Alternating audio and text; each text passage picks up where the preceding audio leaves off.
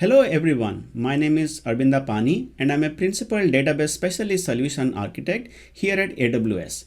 In this demo, we'll take a top-down approach and drill down on some of the Aurora cost components starting from AWS monthly billing statements and using various AWS services and features like AWS Cost Explorer, AWS Cost and Usage Reports, Amazon Athena, Amazon CloudWatch and RDS Performance Insights to find which Aurora clusters or queries running in a particular cluster might be contributing to your overall Aurora spend. Typically, you will take this approach while doing investigation to understand and manage your Aurora cost over time. So let's dive in. The agenda for today's session is we will briefly go through the various Aurora cost components. Then we will specifically review how Aurora I/O cost is calculated and how to monitor it. After that, we will spend most of the time going through the demo. And finally, we will discuss some of the best practices to optimize Aurora I/O cost. So let's get started. Amazon Aurora is a database we built ground up for the cloud. It offers the speed and availability of commercial databases with the simplicity and cost effectiveness of open source databases. Aurora is offered as a managed service and it's drop-in compatible with MySQL and PostgreSQL. This means the code you wrote for either of these database engines will continue to work with Aurora. There is no licensing cost to worry about with Aurora, and it's offered with a simple pay-as-you-go pricing model. Okay, now let's quickly take a look at different Aurora cost components. For every Aurora cluster, compute, storage, and I/O costs are charged. Typically, Aurora compute and storage are the primary drivers of cost. You don't pre-provision storage and IOPS in Aurora. Aurora offers an elastic storage volume which automatically grows based on your usage and shrinks when you remove large chunks of data. Additionally, there is a separate cost for backups and data transfers based on your usage. But backup storage is only charged beyond the free limit, which is equal to the size of your Aurora storage volume.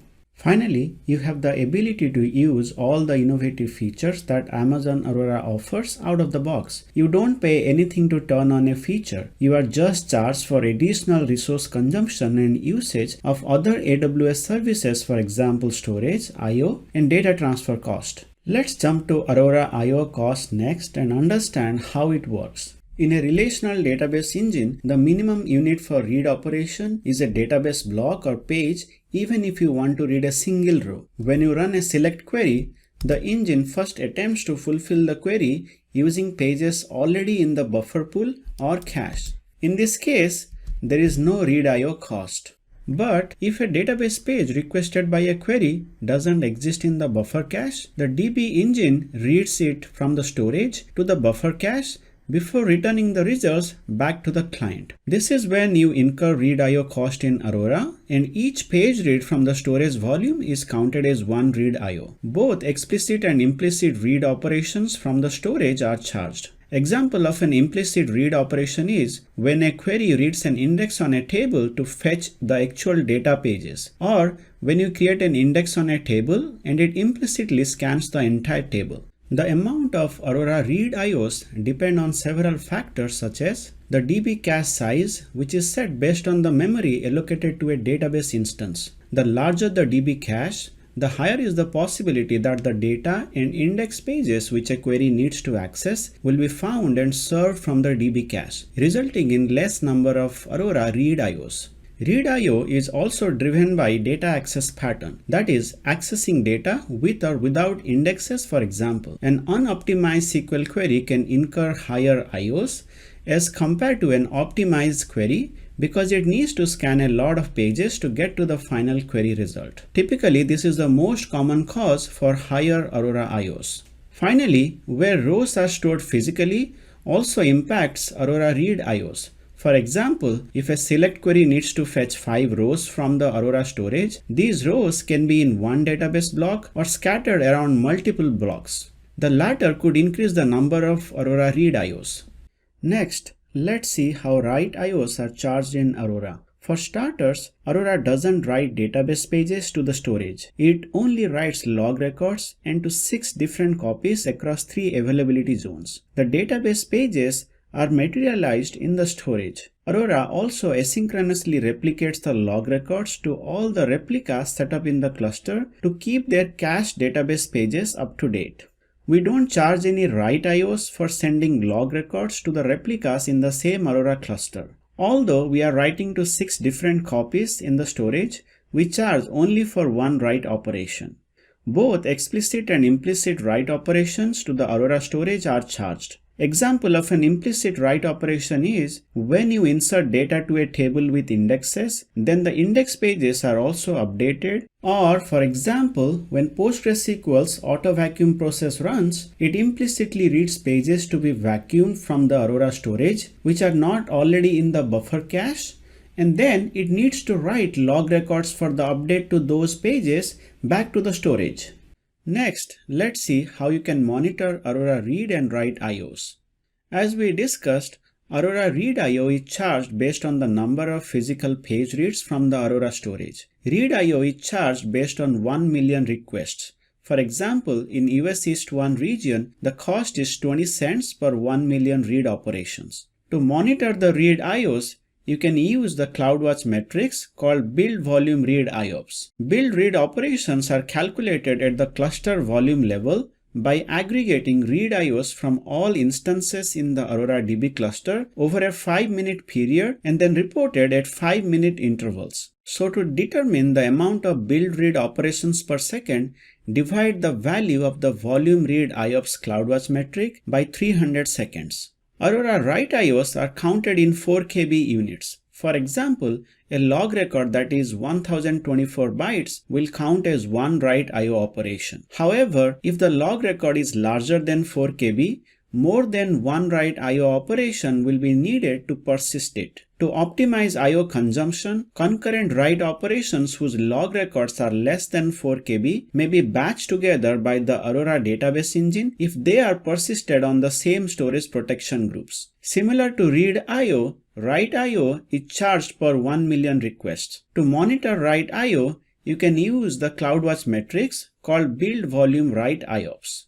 With that, let's jump to the demo. Alright, so the first place you will go to see your AWS monthly spend is the AWS billing dashboard. So let's search for billing and head to the billing dashboard. Next, let's click the bills to see our AWS monthly spend. As you can see, I'm spending the most for relational database service in US East North Virginia. So let's drill down further and see the various cost components related to RDS and Aurora. The Aurora storage and IO cost are grouped together and shown here. Similarly, the backup cost for Aurora MySQL is grouped together and shown in this line item here. And there is a separate line item for Aurora PostgreSQL backup cost. So next, if you want to find out which Aurora cluster is contributing to the highest cost, we'll have to go to AWS Cost Explorer for that. So let's search AWS Cost Explorer and go to the console. Select Cost Explorer from the left navigation bar. AWS Cost Explorer helps us to monitor, understand, and manage our AWS cost. This is where you can slice and dice the various AWS cost components.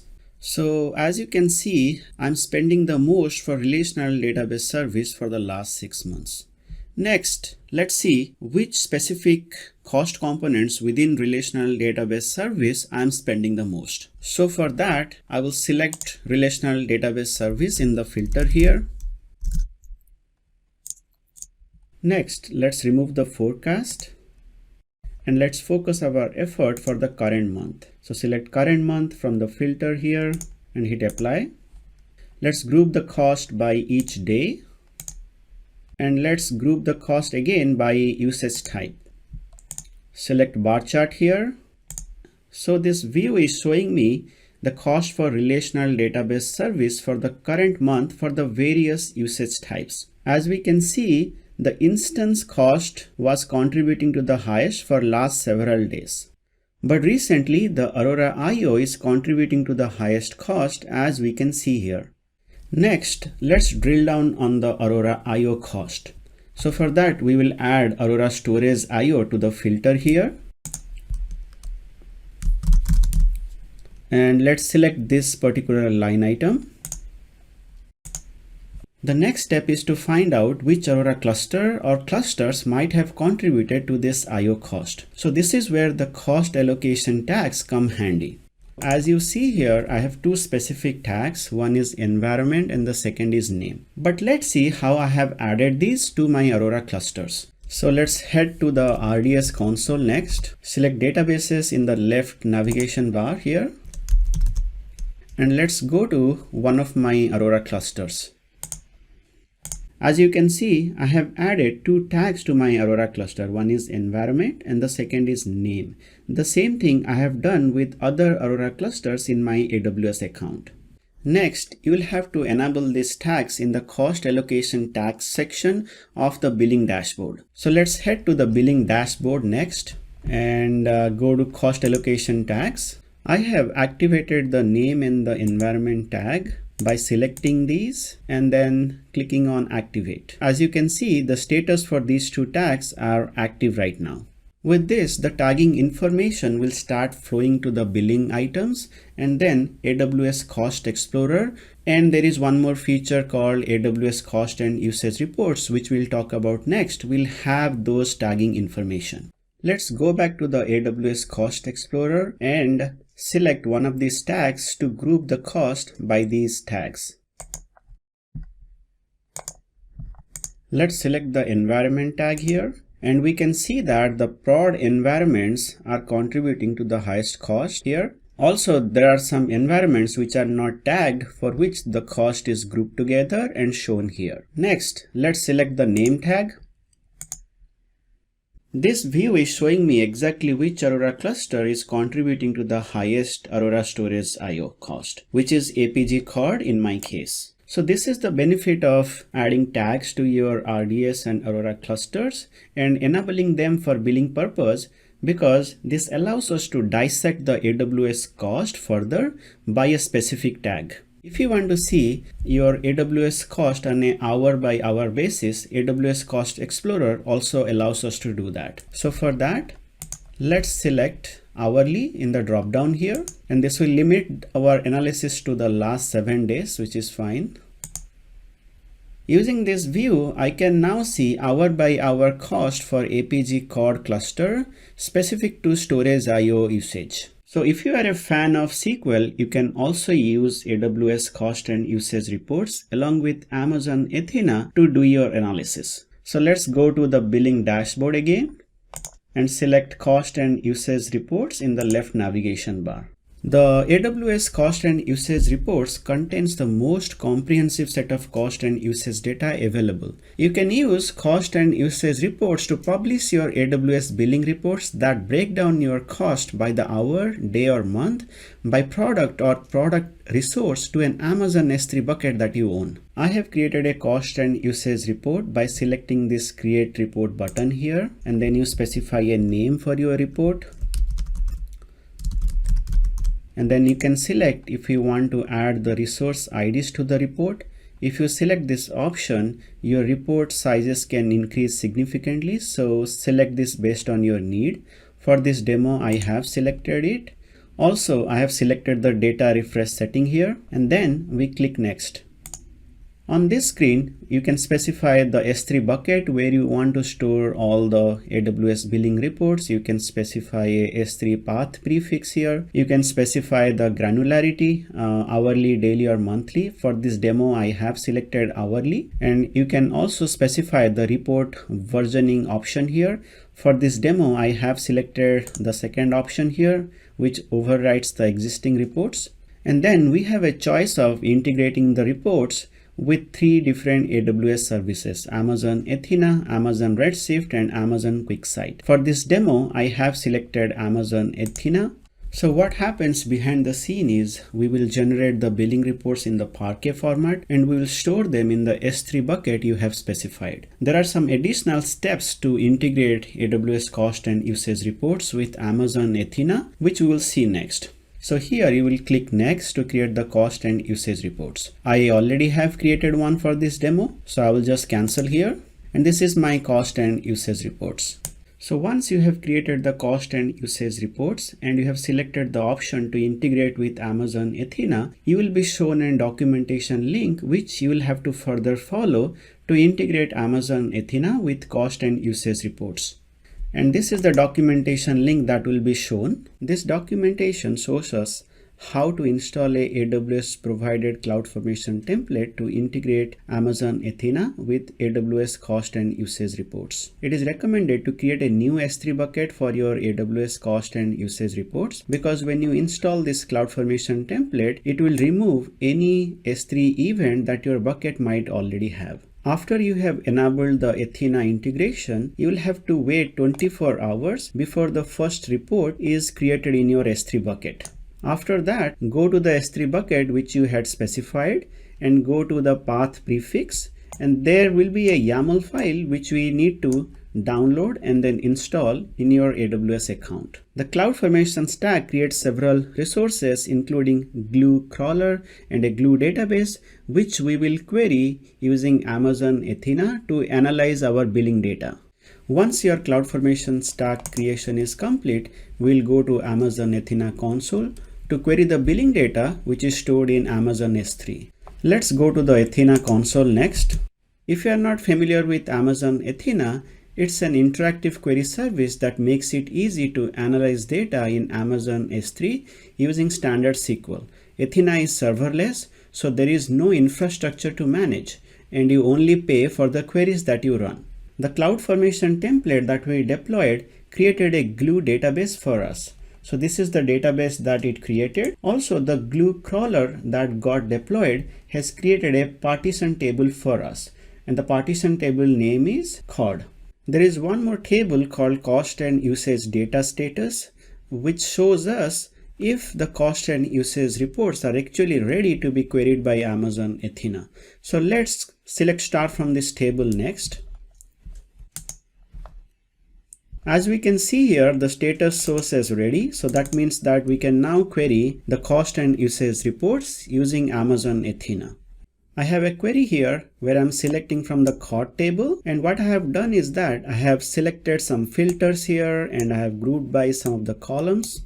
As you can see, I'm filtering by the line item usage start date, and I have specified the dates for which I want to analyze the billing data. Also, I have specified the name tag to APG COD which I had created earlier, and I'm filtering by the usage type, and I have specified Aurora Storage IO usage.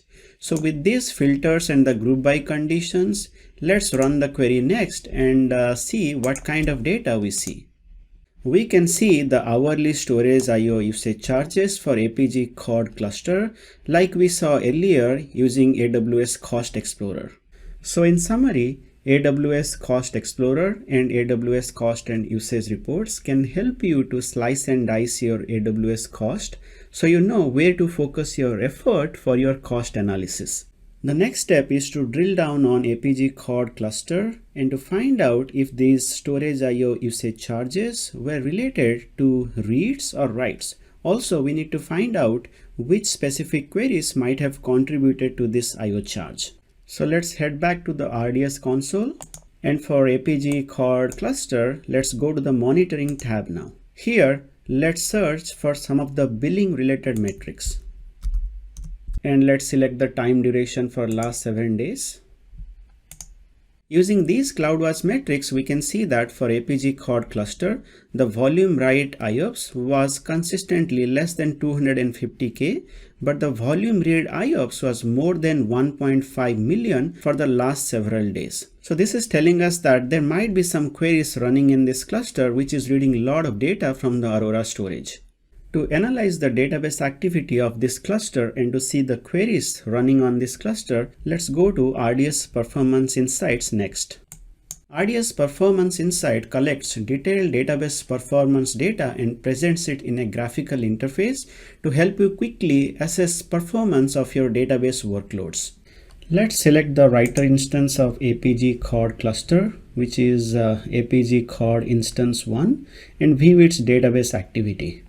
Performance Insights has 3 main sections. On the top, we have the counter metrics. In the middle, we have the database load.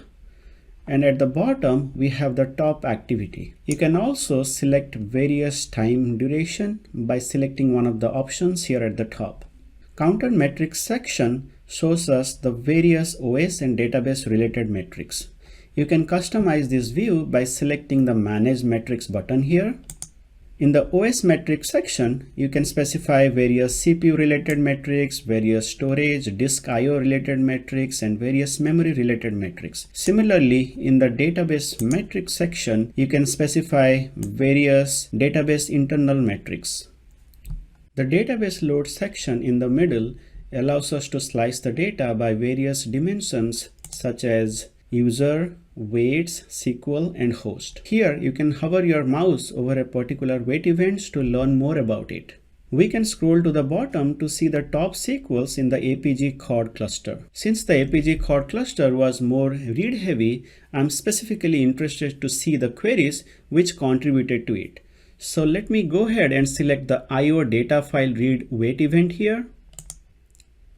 And if we scroll to the bottom now, we can see that there is an update query happening on pgbench accounts that is contributing to the most for this wait event. Also, there is a select query on the pgbench accounts which has the same wait event.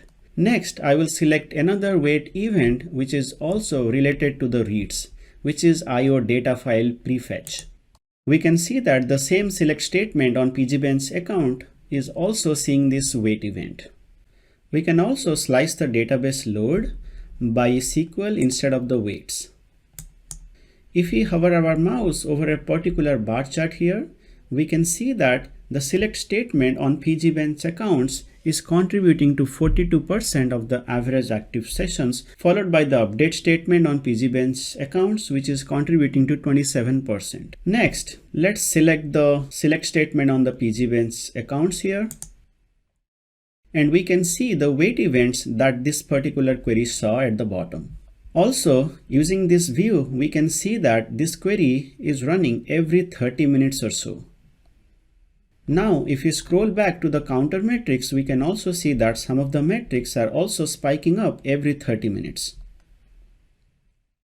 The tuples return metric here shows us how many tuples PostgreSQL actually scanned to get to the final output. And the tuples fetched matrix shows us how many rows or tuples PostgreSQL actually returned back to the client. So these metrics are telling us some of the queries are actually scanning a lot of rows for returning very few rows back to the client. And this might be because those queries are running with an unoptimized plan.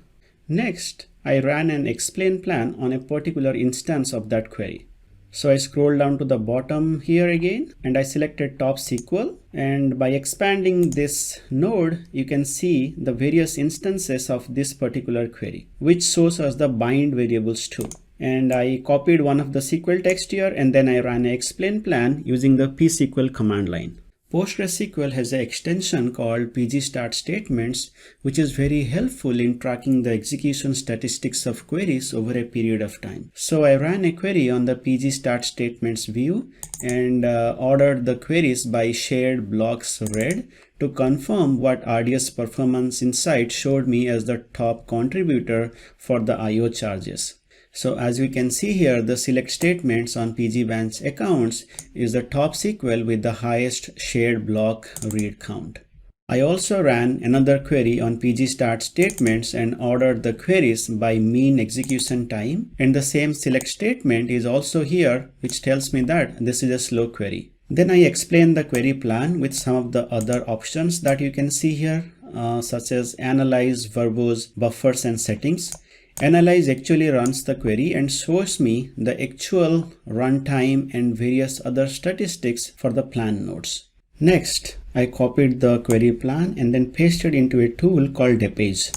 As long as you don't mind posting the query plan, this tool can be used and the important things jump right at you. It immediately focuses your attention from the blur of all the text to the problems in the query plan.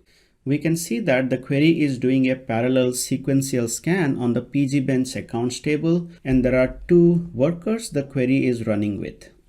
The total execution time was about 444 seconds, and this particular node took 444 seconds. So most of the time is spent doing the parallel sequential scan on the table. Also, we see that this particular node queried about 42 GB of data from the Aurora storage. And in total, the query read about 84 GB of data from the Aurora storage. The APG Chord cluster is set up on a DB-R6G large instance class, which has about 16 GB of memory. So each time the query runs with this particular plan, it is fetching about 84 GB amount of data from Aurora storage, because we are not able to cache the hot data in the small buffer pool of APG Chord cluster. We see that the query has a filter on the branch ID column of pgbench accounts. And it turns out we don't have an index on this column. So the query ends up doing a parallel sequential scan on this huge table. To optimize this query, I created an index on the branch ID column, and here is the optimized plan.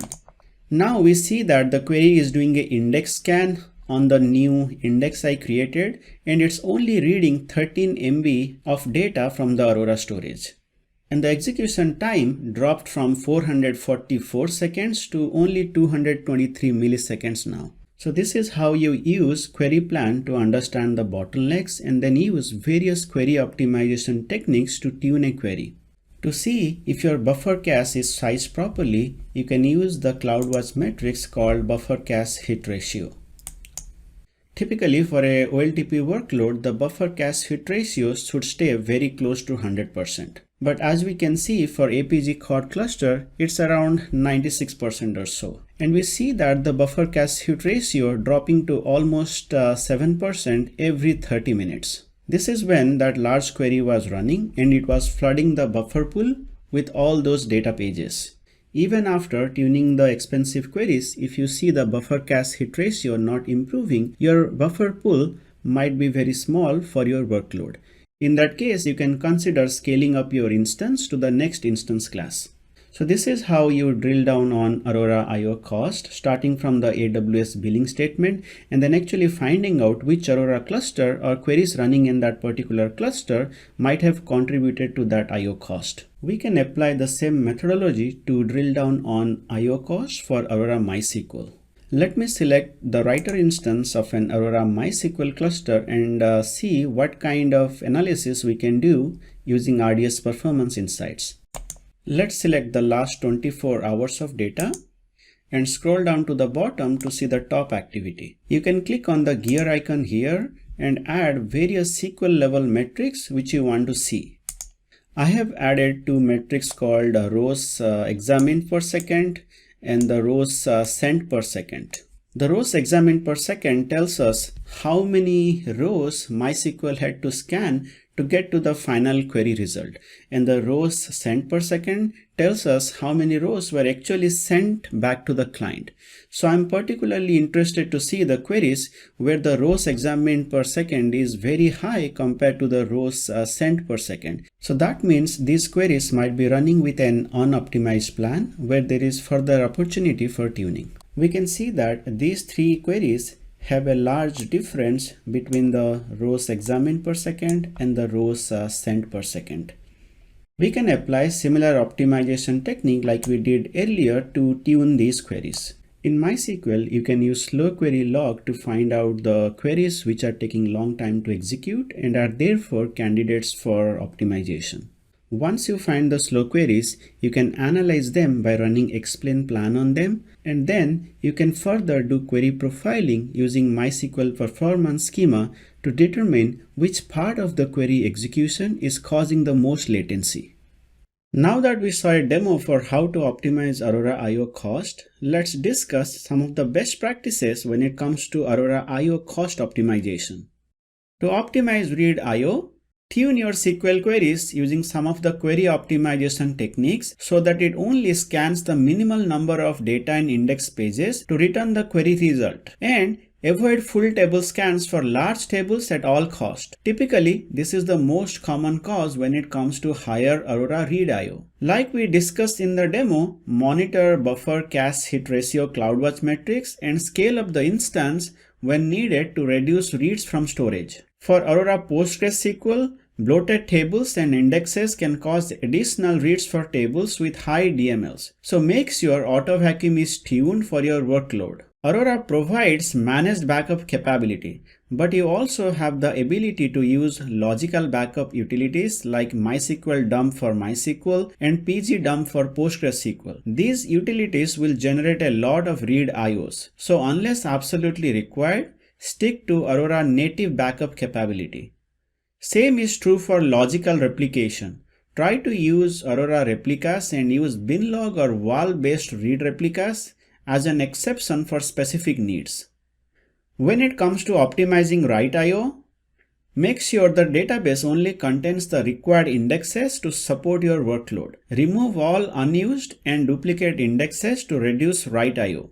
For PostgreSQL, adjust the table fill factor based on your workload so that hot or heap only tuple update can be used. This reduces unnecessary index updates and helps with single page vacuuming, also called as defragmentation, further reducing write IOs. Another IO optimization technique is to utilize table partitioning. This can help with partition pruning during reads by avoiding scans on partitions which don't satisfy a query's where clause. You can also drop unrequired partitions instead of deleting large number of rows, which will help with reducing write I/O cost. Logical replication using binlog for MySQL and write-ahead log for PostgreSQL also causes additional writes, so use them only when needed. So that concludes the demo I wanted to show you today. We saw how cost allocation tag can be beneficial while investigating which Aurora clusters or environments might be contributing to your overall Aurora spend by using various AWS services and features like AWS Cost Explorer, AWS Cost and Usage Reports, Amazon Athena, Amazon CloudWatch, and RDS Performance Insights. I hope this demo was useful, and I hope this will help you in investigating your Aurora bill in a systematic way. Thank you so much for taking the time to go through this demo today, and I wish you happy cloud computing from all of us here at AWS.